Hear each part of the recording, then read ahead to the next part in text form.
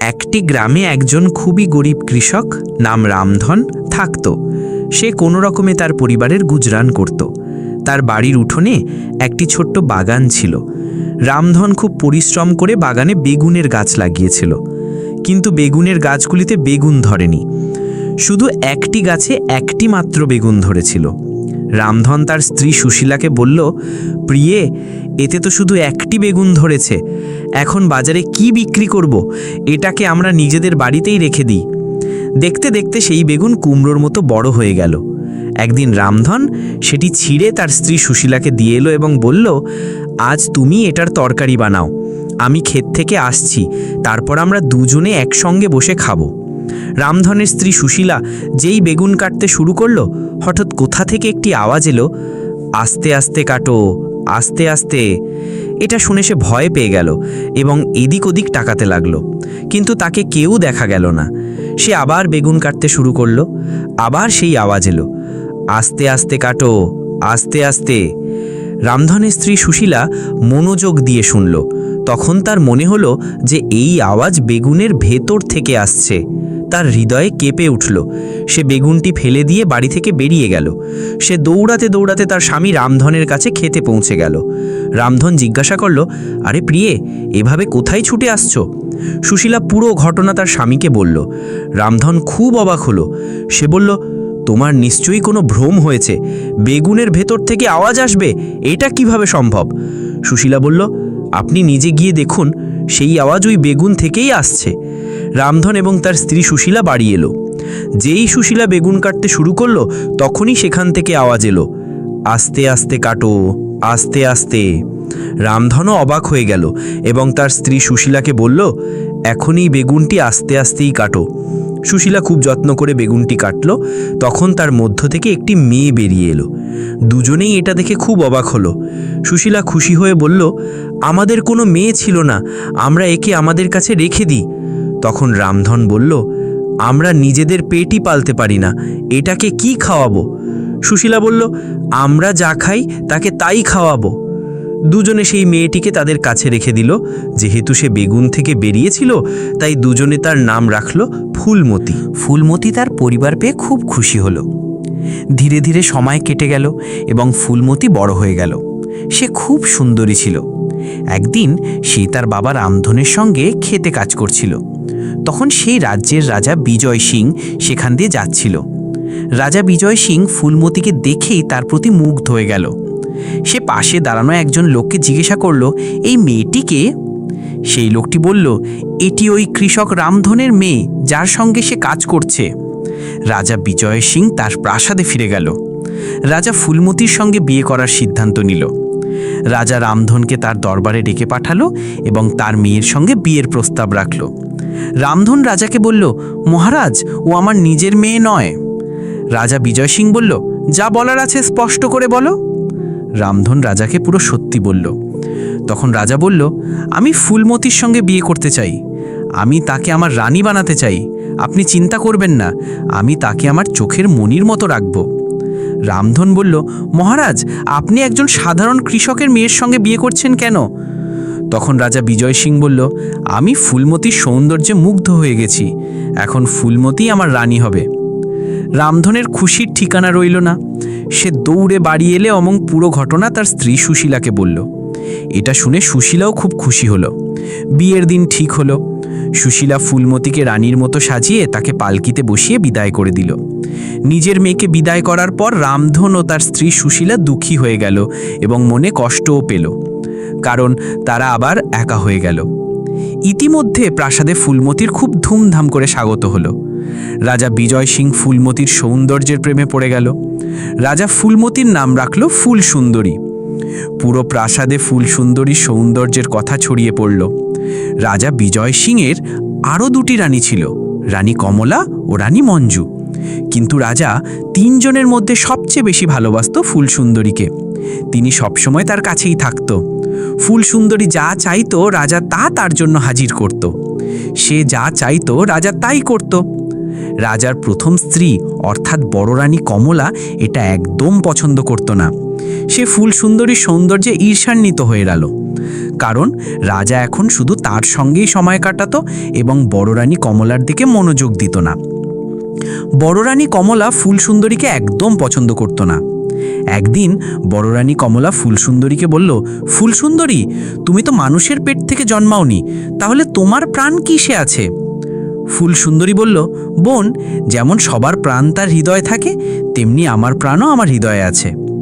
বড় রানী কমলা বলল, এটা কিভাবে সম্ভব?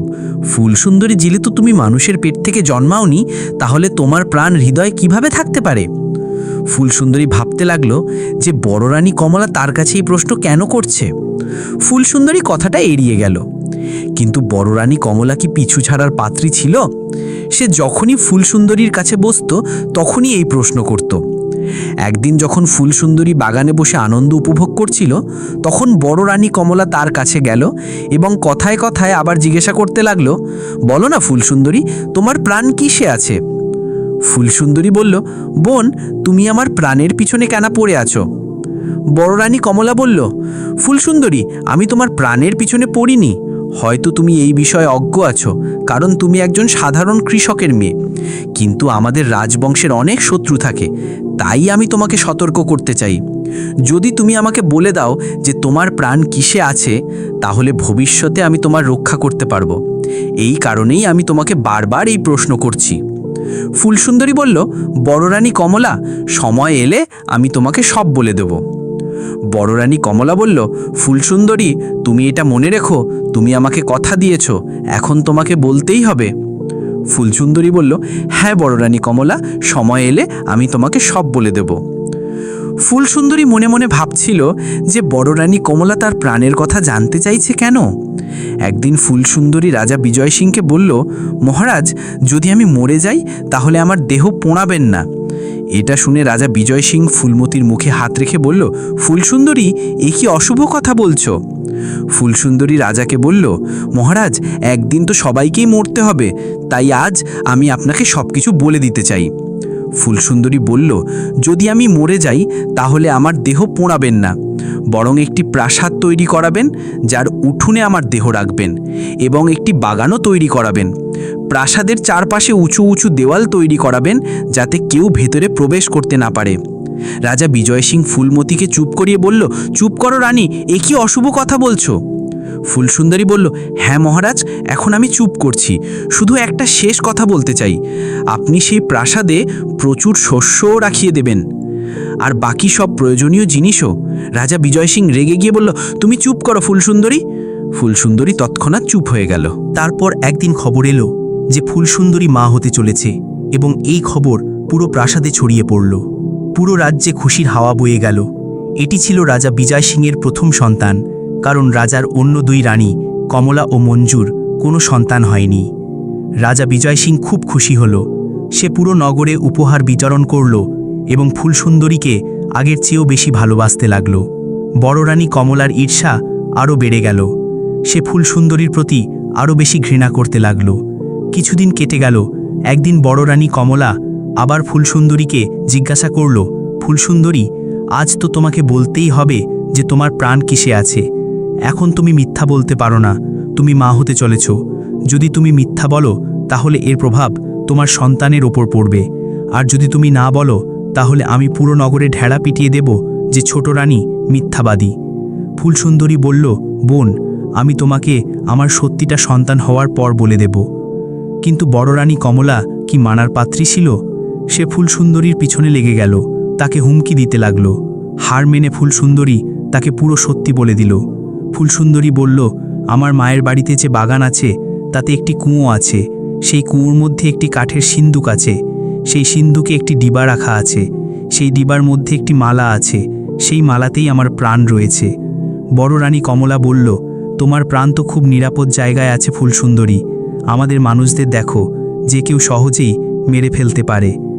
এতটুকু বলে বড় রানী কমলা উঠে দাঁড়ালো এবং বলল, তুমি সবসময় সুখী থাকো ফুলসুন্দরী। এটা বলে বড় রানী কমলা সেখান থেকে চলে গেল এবং মনে মনে খুব খুশি হলো, কারণ সে ফুলসুন্দরীকে সহজেই তার পথ থেকে সরিয়ে ফেলতে পারবে।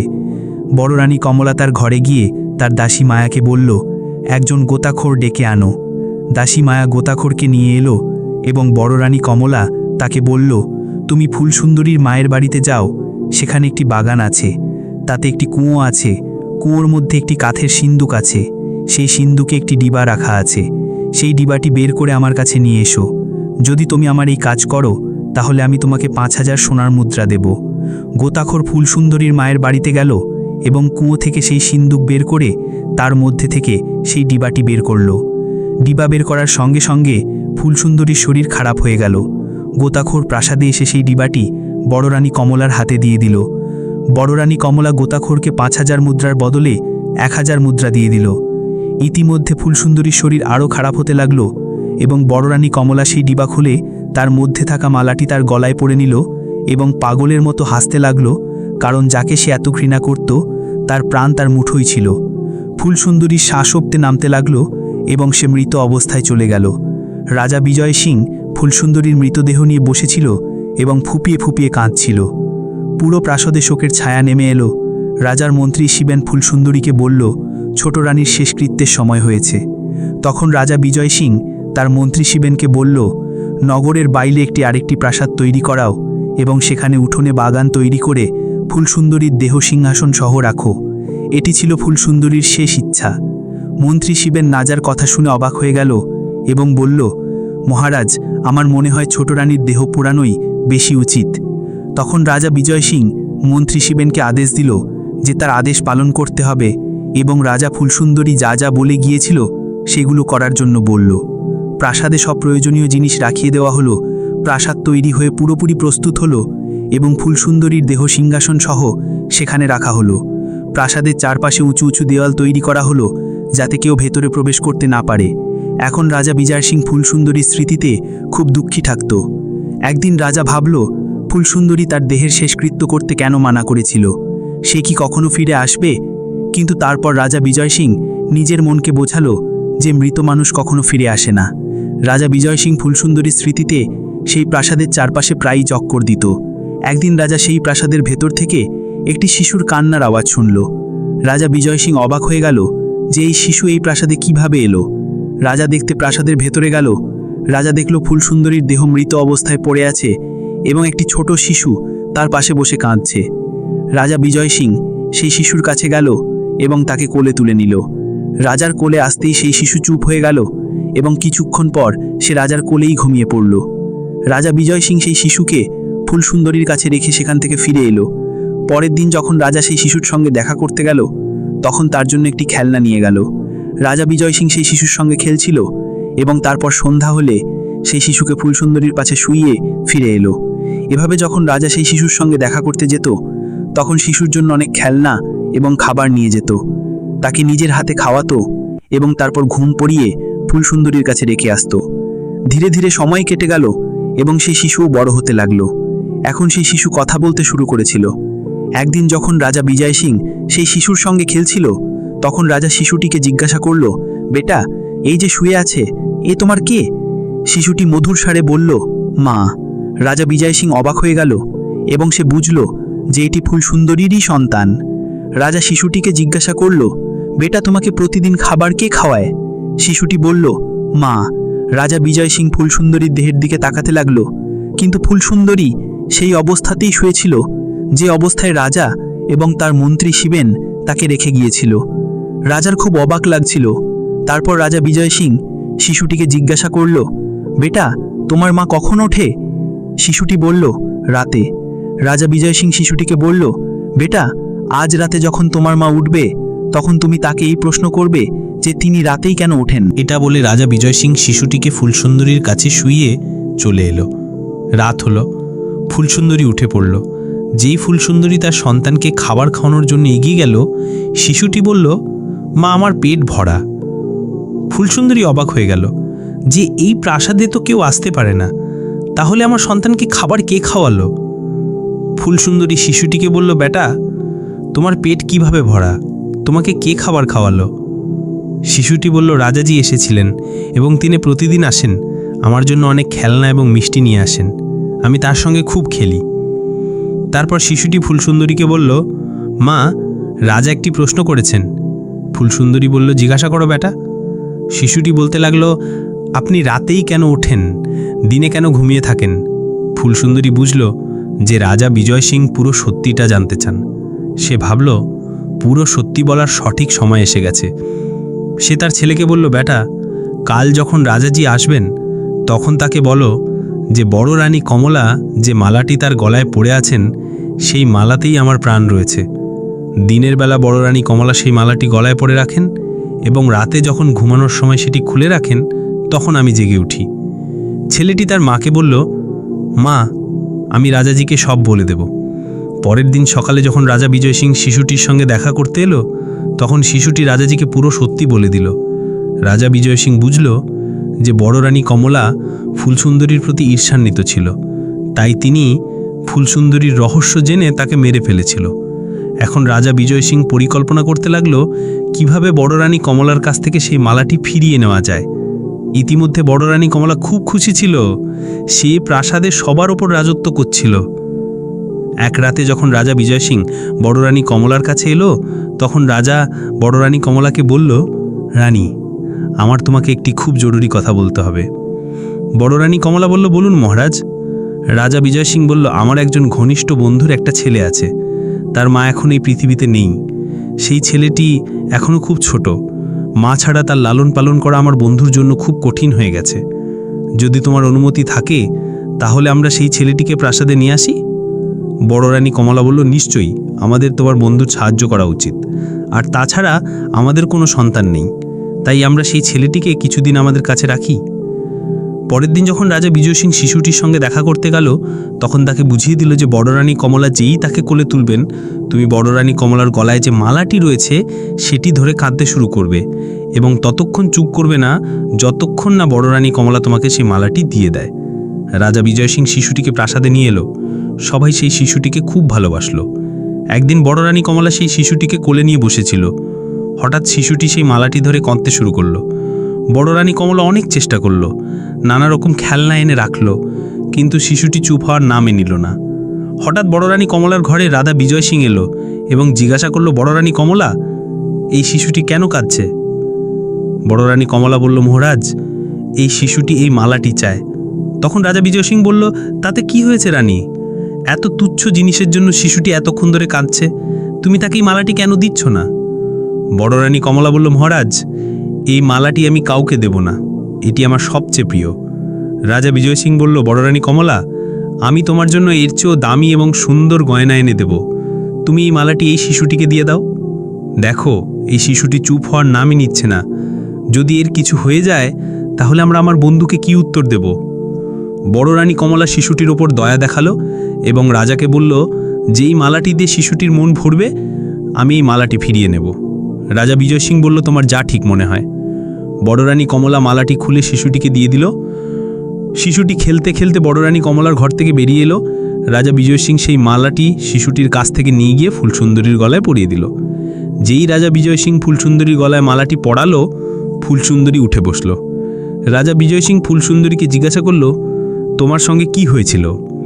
ফুলসুন্দরী পুরো ঘটনা রাজা বিজয় সিংকে বলে দিল এবং এটাও বলল যে এই শিশুটি আর কেউ নয়, এটি রাজারই সন্তান। রাজা বিজয় সিং ফুলসুন্দরীকে বলল, বড় রানী কমলা তার কৃতকর্মের শাস্তি পাবেই এবং ফুলসুন্দরীকে বলল, তুমি কিছুদিন এই প্রাসাদেই থাকো, আমি সঠিক সময় এলে তোমাকে এখান থেকে নিয়ে যাব। যখন রাজা বিজয় সিং প্রাসাদে ফিরছিল তখন বড় রানী কমলা রাজাকে ফিরতে দেখে বলল, মহারাজ, আপনি এতক্ষণ কোথায় ছিলেন? রাজা বিজয় সিং বলল, আমি মন্ত্রীদের সঙ্গে কিছু পরামর্শ করছিলাম। রাজা বিজয় সিং বড় রানী কমলাকে বলল, রানী, আমাদের শত্রুরা আমাদের উপর আক্রমণ করতে চলেছে এবং তোমার প্রাণের উপর ঝুঁকি রয়েছে, তাই আমরা পরিকল্পনা করেছি যে কিছুদিনের জন্য তোমাকে সবার থেকে লুকিয়ে রাখব। রানী কমলা সব কথা শুনে রাজা বিজয় সিংকে বলতে লাগলো, হ্যাঁ মহারাজ, আপনি আমাকে লুকিয়ে দিন, কারণ আমার প্রাণ আমার খুব প্রিয়। রাজা বিজয় সিং মন্ত্রীদের বলে একটা তহখানা তৈরি করালো এবং তাতে বড় রানী কমলাকে রাখল। সব প্রয়োজনীয় জিনিসও তার সঙ্গে তহখানে রাখিয়ে দেওয়া হলো। রাজা বিজয় সিং বড় রানী কমলাকে পুরো সত্যি বলল এবং বলল যে তুমি ফুলসুন্দরীর সঙ্গে যা করেছ তার শাস্তি এটাই। বড় রানী কমলা তার ভুলের জন্য অনুতপ্ত হলো। ইতিমধ্যে রাজা বিজয় সিং ফুলসুন্দরীকে প্রাসাদে নিয়ে এলো এবং তাকে মহারানীর উপাধি দেওয়া হলো। প্রাসাদে আবার আগের মতো খুশির পরিবেশ ফিরে এলো। ধীরে ধীরে সময় কেটে গেল। রাজার ছেলে বড় হয়ে গেল। রাজা তার রাজ্যাভিষেক করালো এবং তাকে রাজা বানালো।